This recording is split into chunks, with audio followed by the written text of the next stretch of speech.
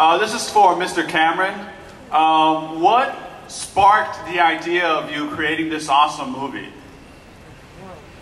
Wow. The super honest answer, which is a little mercenary, is that I was the CEO of Digital Domain at the time, and we were I think at that particular time, this was in the early mid-90s, we were really good at 2D composite, but we were lagging behind in 3D character development. So in the same way that I wrote Terminator just to kind of get a directing gig, I decided to write a story that was full of creatures and characters that would push the art of CG for that company. But we looked at it, when they broke it down, they said, we can't do this, what are you, out of your mind? So I literally stuck the treatment in a drawer. When I got it out 4 years ago, I thought, wow, this is more timely than ever, you know, with us being at war, with us being in a greater environmental crisis than at any point in the history of the human race. And plus, by the way, it was just a damn good read. I'd sort of completely forgotten about it enough to look at it with fresh eyes.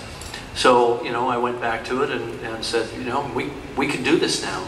You know, Peter Jackson had done the second Lord of the Rings film at that point. Gollum was looking pretty damn good. It looked like some soul and some real personality could be captured by CG. And to me, that was like the door opening on the possibility of being able to make this movie.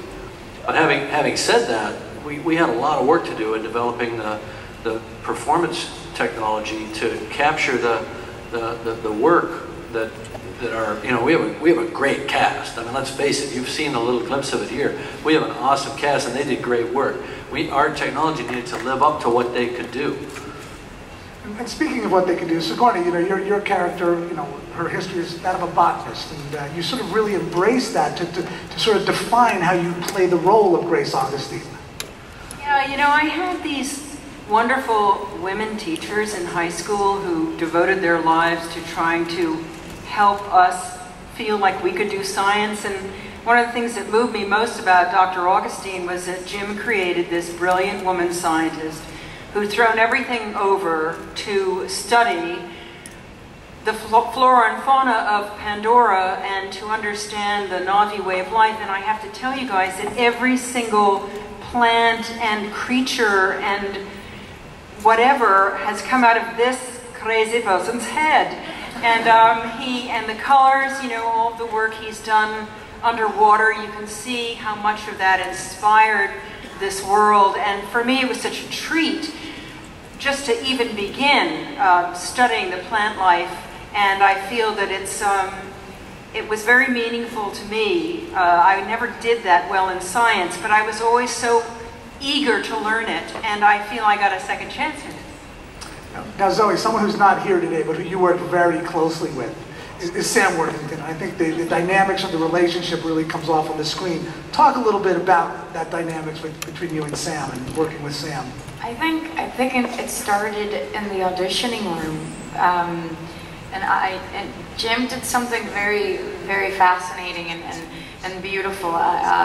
He made it seem like fun from the moment I read the sides without even knowing the script to the moment he flew Sam from Australia to LA and myself from New York to LA, and Sam and I met. We knew we didn't have the job, but it just felt so much fun still. It was just, and we got to meet him, we read the script, and it wasn't like he sat down and allowed another camera guy to tape us as we read our lines. Like, Jim had the camera on his shoulders and while he was directing us, and the basic direction was just do whatever you got to do, and I'm just going to follow you guys. To be actors and to be told that, it's like, oh, you mean I can actually play and I can go anywhere and you'll make sure you capture it is the most liberating thing. So and Sam and I did audition together. We tested together, and then we booked it. So we have this very beautiful connection since the beginning of being these little underdogs. He could have very easily given the role of Neytiri to a series of amazing actresses that had more of a notoriety than I did at the time. I mean, I'm just from Queens, for the love of God. And And Sam is this little Aussie hick from Australia who's so amazingly talented and elegant, and he saw us and he really believed in us and he fought for us, and then he got us into his mind and into his world, and it's taken us, Sam and I, a long time to get out. Well, hopefully it'll be still longer yet, but back to the floor for the next question.